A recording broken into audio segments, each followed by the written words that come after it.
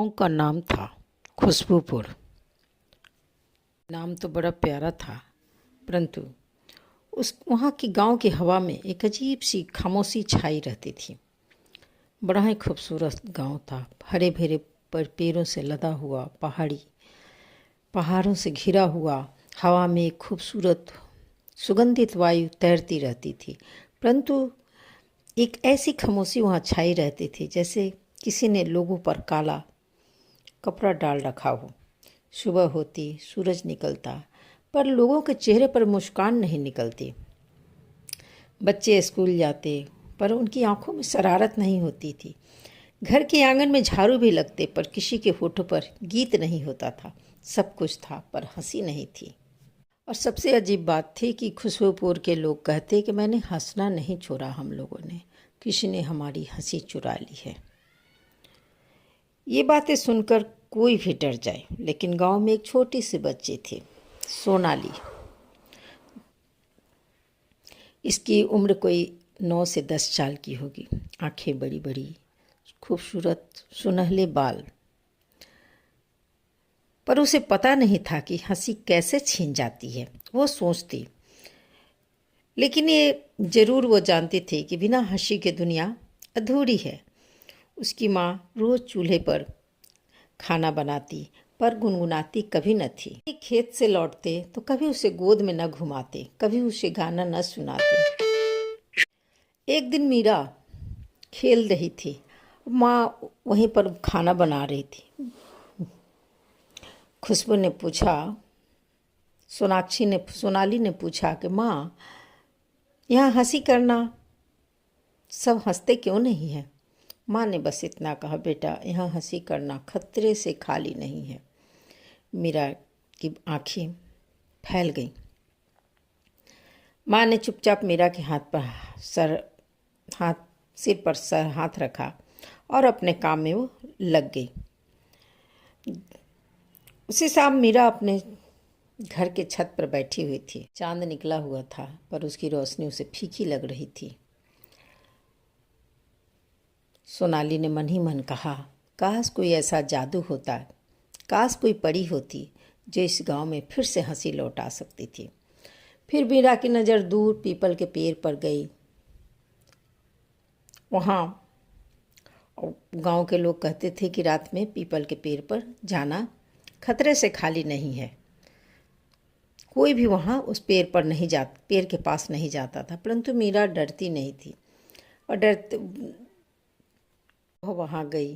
People के पत्ते हवा में हिल रहे थे, उसकी छाया जमीन पर पड़ रही थी।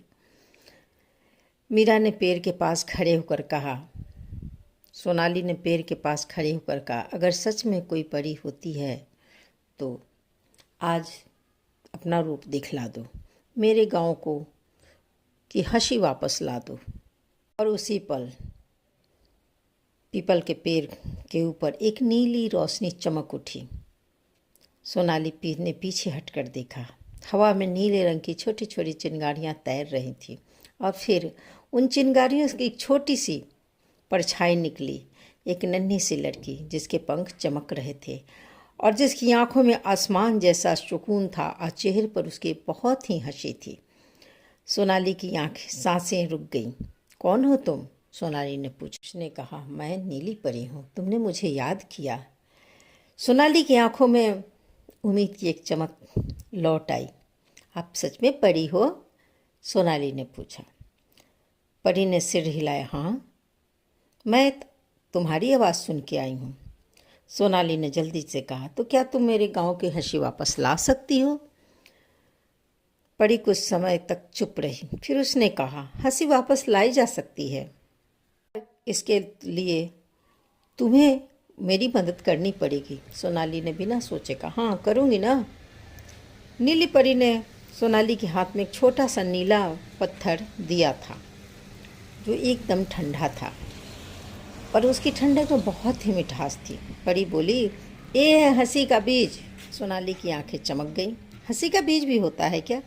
परी ने कहा, हाँ होता तो है, लेकिन जब तक तुम अपने अंदर के डर को नहीं छोड़ोगी, तब तक ये हंसी का बीज जमीन में नहीं उगेगा। सोनाली ने पूछा, कैसा? कैसा डर? परी ने आसमान की ओर देखा, फिर बोली, लोग कहते हैं वो खामोशी का जादूगर है, वो सबों की हंसी को कैद कर लेता है। वह इंसान नहीं है, वो एक काला जादू भी नहीं है, वह उदासी से पैदा हुआ साया है। सोनाली ने कांपते हुए कहा, तो हमारा वो हंसी चुरा लेता है क्या? नीली परी ने कहा, सच बताऊं, वो हंसी चुराता नहीं, लोग खुद अपनी हंसी उसके हाथ में दे देते हैं, क्योंकि दुनिया को लगता है कि दुख में रहना ही सबसे सुरक्षित है। सोनाली ने कहा, लेकिन हंसी तो अच्छी होती है। हाँ, अच्छी होती है, यही बात उसे पसंद नहीं, ने कहा। दूर से एक हवा आई, किसी हंसने की आवाज़ हल्की सी, पूरी हंसी नहीं थी, वो डरावनी सी नकली हा हा हा हा हा हा। सोनाली पीछे देखा, पीपल के पेड़ की छाया अब और बड़ी होने लगी थी, काले धुएं जैसी एक परछाई। सोनाली कांप गई, वो वही है। नीली परी ने हाथ पकड़ा, डरो मत, याद रखो, हंसी ही सबका हथियार। काला साया परी के पास आया, बोली, तुम फिर आ गई, ये गांव मेरा है, यहाँ मेरा साम्राज्य है, कोई नहीं हंस सकती। परी ने कहा, नहीं, यहाँ फिर से हंसी गूंजेगी। काला साया हंसी, यहाँ किसी के हंसने की ताकत ही नहीं बची। ने कहा, मैं हंस सकती हूँ। साया तुरंत सोनाली की तरफ झपटा, नहीं, तू नहीं हंसेगी। नीली परी ने अपने पंख फैलाए और की रोशनी में उसे घेरा बना दिया। साया उस घेरे से टकराया और पीछे हट गया। परी बोली, मीरा। सोनाली ने पूछा, क्या करना है? परी बोली, इस कांच को तोड़ने के पहले। पर नीली परी ने सोनाली के हाथ में एक छोटा सा कांच दिया, इसके अंदर कुछ चमक रहा था, जैसे सितारे बंद हों। परी बोली, यह है बच्चों की हंसी का कांच, में वो हंसी है जो इस गांव से खो गया है। अगर ये कांच टूट गया तो हंसी वापस आ जाएगी। मीरा ने खुश होकर कहा। सोनाली ने खुश होकर कहा, तो तोड़ देते हैं। नीली परी ने सोनाली का हाथ रोक दिया, कहा, नहीं, इसे तोड़ना आसान नहीं है, ये तभी टूटेगा जब तुम इस काले साए को हंसाओगी, जो कि बहुत ही मेहनत का काम है। लेकिन काले साए को कैसे हंसाएंगे? सोनाली ने पूछा। इस बीच काला साया फिर उसके आगे बढ़ा, बोला, हंसी, मैं तो कभी न हंसूं। इस गांव ने दुख को चुना है, डर को चुना है, फिर मैं क्यों हंसूंगा? सोनाली की आंखों में आंसू आ गया। उसे याद आया, माँ कहती थी, देख मीरा, चांद भी मुस्कुरा रहा है, लेकिन अब सब बदल गया था। सोनाली ने धीरे से पूछा, परी, क्या सच में खुशियाँ वापस आ सकती हैं? नीली परी ने सोनाली के आंसू पोंछे। हाँ सोनाली, क्योंकि खुशियाँ जाती नहीं, बस हम उन्हें ढूंढना छोड़ देते हैं। परंतु पहले काले साए को हंसाना पड़ेगा, तभी ये कांच का बॉल भी टूटेगा। साया चिल्लाया, मैं कभी न हंसूंगा। उस दिन सोनाली वापस आ गई। दूसरे दिन उसने एक दोस्त का सोलंकी को साथ में लिया और फिर से पेड़ के पास पहुंची। सोलंकी बड़ा ही बुद्धिमान था। सोनाली ने सारी बात सोलंकी को बताई। सोलंकी बोला कि मैं उसे हंसा दूंगा। वो लेके उस पीपल के पेड़ के पास पहुंची। फिर से नीली परी आई, काला साया उभरा। इस बार सोनाली पीछे हट गई। सोलंकी आगे बढ़ा और हाथ में वो कांच का बल्ब को हाथ में लिया और नाचने लगा। लेकिन वो हंस नहीं सकता था, क्योंकि पहले काले साए को हंसाना था।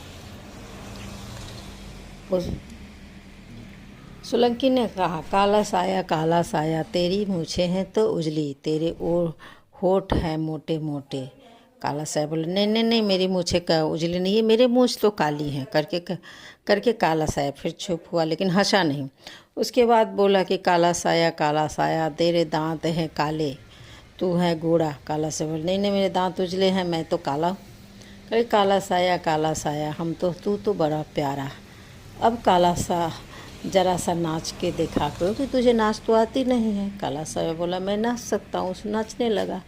बस क्या कि सोनाली ने आगे बढ़ के काले साये के पीठ में गुदगुदी करने लगी। काला साया को गुदगुदी बहुत कस के बहुत लगती थी। वह तुरंत खिलखिला खिलखिला कर हंसना। ज्यों ही काला साया हंसा, सोनाली हंसने लगी और सोलंकी भी हंसने लगा। सोलंकी और जो ही हंसा, जो ही सोनाली हंसी, वो बल्ब क्या था वो फट गया।